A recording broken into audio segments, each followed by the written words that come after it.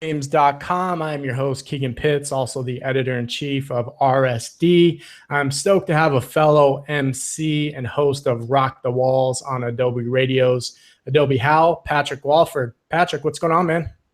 Not too much, man. Just another hot day in Toronto. It's been a pretty hot summer, so I'm just chilling at work right now. If I could shift my MacBook here to the left, you could literally see like a postcard view of the entire Toronto skyline, complete with like the CN Tower and stuff. So not too bad.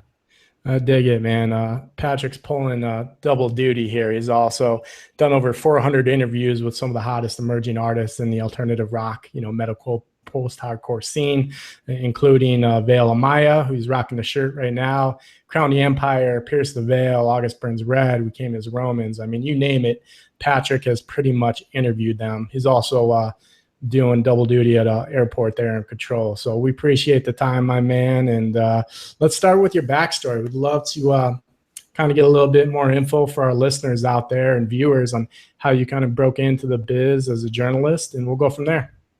Yeah, man, definitely. So for me, growing up in Canada, I was always just a fanatical hockey fan. I played competitive hockey growing up my entire life as a goalie.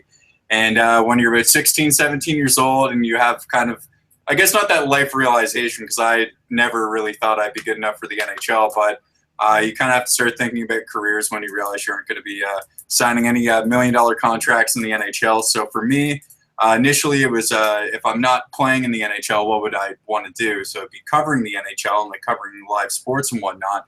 So initially for me, when I wanted to get into broadcasting, it wasn't even anything to do like music-wise. But in about, I think it was May of 2007, which, holy crap, that seems like a super long time ago now, almost over 9 years ago at this point. I stumbled across a band, Motion City Soundtrack, who I had heard a couple years prior in a video game called Burnout 3, and just really dug it. Instantly remembered the song My Favorite Accident. And from there, that was kind of for me the starting point of where I kind of just like fell face first into kind of like my love for music and especially alternative stuff. So then in October of 2007, when I was in grade 12 in high school, and decided that I kind of wanted to pursue like interviewing, whether it's like bands or like music writing and whatnot. I, to my surprise, sent out an email to Epitaph Records to see if I could interview Motion City Soundtrack. They got back to me within a couple days, which surprised the hell out of me. So for my first interview ever in November 2007, I got to interview Justin Pierre from Motion City Soundtrack. So to interview your favorite band for your first interview ever is pretty crazy, to say the very least. So it just started out as kind of like interviewing bands from my high school newspaper. But then eventually, when I got into college in my first year, we had the opportunity to do our own radio show. Basically, you could talk about whatever you want, play whatever you want. The only guideline that you had to meet was 35% of Canadian content, which is a rule for Canadian radio up here. So for me, I just dreamed up this show basically of kind of like my love of all like the Warped Tour style of kind of bands and whatnot. And I can remember being in the studio for like 7-8 hours working on this little 5-minute demo to send to the college radio station program director, basically like, this is why I want a show. This is what my show would sound like. Which they were super impressed by and stoked, so I was able to get my show. And then from there, just continued to interview bands to the point now where it's 7.5 years later, and I'm still doing it. It's pretty crazy, to say the very least. Yeah, very cool, man. I dig that. For our listeners out there, I mean, it just goes to show there's not a clear line or direct path to breaking into this business per se. But if you have the passion for it and, the ambition and you're proactive, good things can happen. And, want to let everybody know that, these bands and these labels are not necessarily untouchable. They're people just like us. And, if you're willing to put in the work and take the time to learn about them, they'll give you a chance. So really dig that, Patrick. One thing I really like about your style, and guys, if you haven't subscribe to Patrick's show yet, please do. It airs every Thursday and Saturday night. It's called Rock the Walls. You can find it on idobiradio.com. You can find it at Adobe Howl, so please check that out. But one thing I really dig about your style, man, is you really got a good baseline understanding of music theory. You take the time to really dive deep into the lyrics, the song structure. When you're preparing for an interview, can you kind of walk us through your process and how you prep for those calls? Yeah, for sure. And actually, the kind of funny part is now at this point, I would say for the past like 4 or 5 years, when I go into an interview, I actually don't have a set list of questions or a set list of things I'm going to ask the artist. So for me, I just kind of go in with the intention of having more so of a conversation with the band, as opposed to just doing a question to question. Kind of one of the big things that our professors taught us in college was your next question in an interview, and they didn't even necessarily mean interviewing a musician, but just interviewing anybody in general. Your next question should be from their last answer type deal. So that was something I definitely took. But for me as well, it's just when I know I'm going to interview a band, I listen to their music. If I'm unfamiliar with the band, which sometimes that happens. I'll get emails from publicists that'll ask me to interview bands, and I might not be too familiar with them, whether it's because maybe I just haven't heard of them yet. They're a new signee to a label, or maybe it's something where they get played a lot on American radio and they don't get played at all up here in Canada, or they haven't toured up in Canada just yet. So for me, it's just it's listening to a lot of the music and really just knowing the story of the band and kind of how they got to this point. Because I mean, I'm sure from interviewing bands, you can when you interview a band, you can tell how much hard work they put into an album, and just how much it means to them when you get starting to talk about kind of how they set up the music lyrically, how personal it is and whatnot. So for me, it's just really knowing your stuff inside and out. And a big thing that I've actually noticed from bands commenting afterwards with my interviews is that a lot of bands out there right now, they're having a really difficult time having serious interviewers, like serious people interview them, because a lot of people just want to ask kind of goofy questions, which obviously there's a time and a place for, and that's completely cool. Everyone has different interviewing style, but I think for a while bands are kind of getting sick of those kind of styles of interviews where it's just random questions and nothing to really do about their music. So bands really appreciate it when you're talking to them about their music first and foremost. Yeah, definitely. That's sound advice, man. For those viewers at home, man, make sure you guys dig deep. There's a lot more layers to bands than what their favorite color is and, the funniest thing they did on tour. So Yeah. take some notes here, kids, for our viewers that are looking to break into the business as a journalist. And Patrick, I mean, you've had a lot of conversations, over the years with some of the bands. What were kind of some of the standout moments for you where, you really felt compelled by the conversation that you're having with an artist? I would say that there's definitely been a ton, but one that has always stuck out for me over these last 7.5 or I guess 8 years since I really did my first interview in 2007. Like my 5th or 6th interview ever was at Warped Tour 2008. Angels and Airwaves walks into the press room and they spread them all up to do interviews, each member for each publication. And somehow, some way, I ended up with Tom DeLonge. Which is pretty crazy. I mean, obviously, a lot of people have a lot to say about him, whether it's good or bad. But for me, it's nothing but good. He was just like the nicest dude you could possibly meet.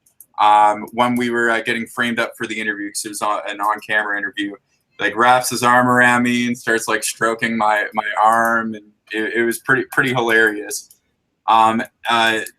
Always getting to interview Motion City Soundtrack with them being one of my favorite bands is obviously a treat, and to kind of be on a more personal level with them, that's pretty crazy. Interviewing Anthony Green from Circa Survive a couple years back, we chatted for about an hour and a half. That was absolutely incredible as well. But it's lately just hearing all these bands' stories and kind of how they've progressed and gotten to the points where they have, especially a lot of the bands on Warped Tour this summer. I think you're either seeing a lot of new bands come onto the tour, which is obviously pretty normal for the tour. But you're also seeing a lot of those bands whose first Warped Tour was 3 or 4 years ago. They're kind of stepping into that headliner status on the tour, and you can kind of see how much they've matured over the past couple of years and how hard they've worked for it. Right, totally. Very cool, man. Now, obviously, fast forward to today, you've been linked up with idobi, which has been a fantastic platform for breaking new music, as well as podcast and radio shows like yours. Can you kind of give us some background on how that all came together with idobi and, what it means to be on a platform like that? Yeah, man, definitely, for sure. So for me, in December of 2010, that was when my last semester of school was. Basically, the program that I took at the end of the 3 years, your last semester is like an internship. So I was about to go to my internship, which ended up being in Toronto. I went to school in Niagara.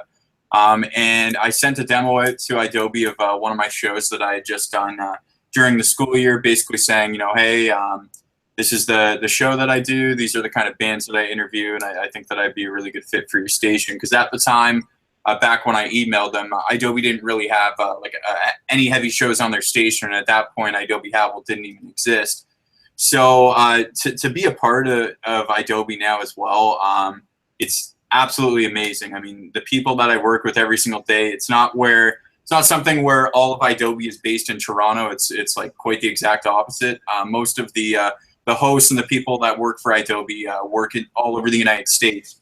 And to be able to work with people like our music director, who's also an amazing photographer. You might have seen some of his stuff on Instagram and the various tours he's done with bands like Our Last Night and Hoodie Allen, Matt Vogel, but our program director, Eddie Barilla, and then as well Tom Cheney, one of the owners of idobi. They're amazing people to work with. Our editors, Shireen, and all the people who do editorial stuff for the website. They're super amazing. And honestly, for me, man, I'm from a small town of about 10,000 people. When I started doing my radio show in college in my first year, I think the online stream had a max of like 10 to 15 listeners. And to now see to the point where tens of thousands of people are listening to my show every week is just like the most unreal, surreal feeling ever. And just being able to take something that, as opposed to partying when I was in college on weekends or anything like that, I was, going out of town to Toronto to interview bands, staying at my parents' house, stuff like that, kind of in between time. But it's all been worth it in the end. And it's just, I'm just so thankful for the opportunity to be on the station and to have been able to grow so much over the past 5 years. So I'd say it's something there's no possible way Rock the Walls would be where it's at without idobi and the amazing team of people that work there. Yeah, I dig that, man. It's so important to have such a good culture and sense of community, and appreciate the people that you work for. So I'm glad that's working out well. I mean, I've heard some of your older podcasts, some of your most recent with I think Vale Amaya, just a week or two ago, and fantastic stuff. We're a big fan of idobi. We're also a mutual sponsor and media partner of Vans Warped Tour. So hopefully we'll get a chance to meet those guys in Pomona, California on Sunday and get a chance to throw back a beer with them. Oh yeah, man, definitely, for sure. So now, what's next for you, man? I know you got some cool stuff coming up. What are some of the bands that you have on the horizon here?